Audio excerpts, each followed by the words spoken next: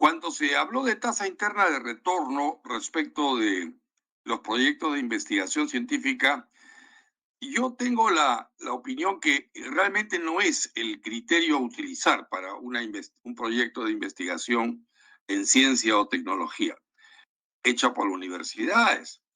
O sea, ¿qué es la tasa interna de retorno? Es nada más que la rentabilidad que ofrece una inversión. O sea, el porcentaje de beneficio o pérdida que tenga una inversión para las cantidades que no se han retirado del proyecto. Eh, Esto está muy relacionado con el llamado valor actualizado neto, ¿no? También se puede definir por ello como el valor de la tasa de descuento que hace que el VAN o valor actualizado neto sea igual a cero para un proyecto de investigación dado.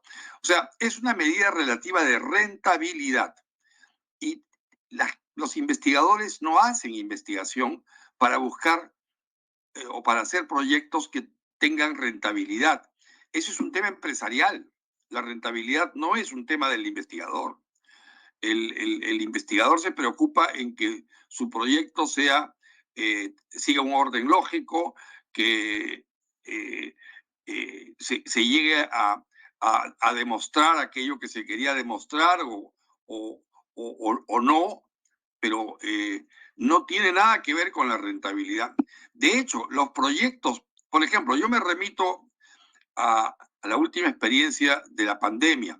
En el año 20, Concitec, y no solo Concitec, también entonces Innovate Perú, que ahora tiene otro nombre, pero Innovate, eh, lanzaron ambos una serie de concursos muy rápidos.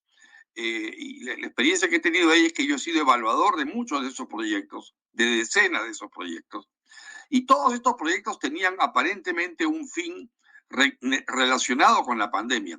Por ejemplo, hacer nuevos kits para detectar la presencia o ausencia del coronavirus, buscar anticuerpos especiales, en fin, multitud de proyectos. Entonces, si nos preguntamos cuál es la tasa interna de retorno de estos proyectos, yo diría que cero, porque en realidad ninguno de estos proyectos resultó en nada.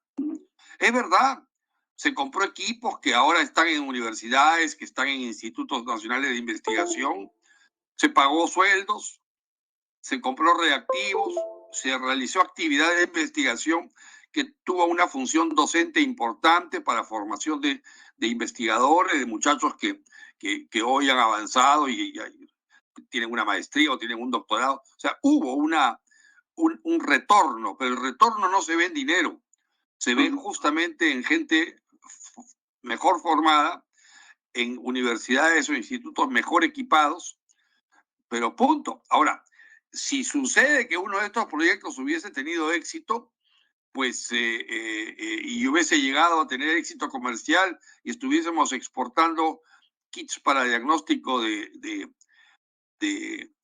coronavirus, de los cuales había por lo menos 15 proyectos, ninguno funcionó en términos comerciales. La tasa de retorno sería negativa. Por eso me parece que el modo de evaluar el éxito de un proyecto de inversión en ciencia y tecnología no es el que uno utilizaría para un proyecto de inversión clásico en economía, ¿no? Porque, porque el propósito es diferente, ¿no? El propósito es diferente. Entonces quería solamente hacer esa no acotación, sino expresar esa opinión respecto a lo que sería cómo medir el éxito de un proyecto de investigación, ¿no? Yo tengo la opinión, además aprovecho para decir que yo no creo en investigación aplicada ni investigación básica. O sea, la ciencia, como decía Louis Pasteur, la ciencia es una. Lo que hay es aplicaciones de la ciencia.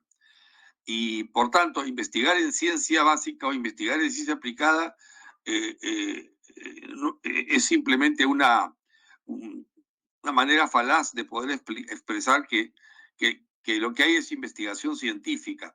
Ahora, que uno pretenda que la investigación científica esté orientada a resolver un problema básico del país, por ejemplo, si vamos a financiar en Madre de Dios proyectos de investigación que tienen que ver con la descontaminación de los ríos o con el uso o con el daño que causa el mercurio en la salud, ya pues eso podría ser razonable, pero quizás las universidades en Madre de Dios no son las que mejor preparadas están o mejores investigadores tienen para entender el efecto de los metales pesados en el metabolismo. Entonces, si bien es cierto, desde el punto de vista regional o de descentralización es lo más adecuado, desde el punto de vista científico no. Mejor es que esa investigación se haga quizá, no sé si en la Universidad Agraria o en la Cayetano Heredia o en la San Marcos, pero no en Madre de Dios. Necesariamente, ¿no? Necesariamente. Entonces, y el ejemplo que utilicé para lo de la pandemia y los estudios sobre COVID-19, todos sin retorno en cuanto a lograr el kit o el reactivo o el sustituto de método. Lo que tuvieron es retorno en formación de gente, en pagar sueldos a investigadores, en comprar reactivos y en equipar instituciones.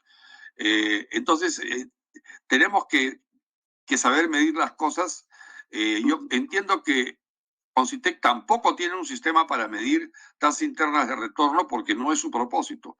Eh, Quienes aplican este tema son los de Innovate Perú, ahora Pro Innovate Perú. Ellos cuando piden un proyecto de investigación a un investigador prospectivo, le solicitan saber cuál es su tasa interna de retorno porque esos proyectos son de innovación, no son proyectos de investigación, sino de innovación. Y en ellos son muy buenos los de ProInnovate, porque logran tener éxito realmente. Pero la tasa interna de retorno va a depender de cada uno del proyecto. O sea, la tasa interna de retorno para, por ejemplo, producir un extracto de lúcuma en tal eh, eh, región, eso, por poner un ejemplo cualquiera, eso tiene un proyecto de la tasa interna de retorno específica para el proyecto, pero no hay tasa interna de retorno para el cúmulo de proyectos de investigación, porque no es así como se mide el éxito o el fracaso de los proyectos de investigación, ¿no?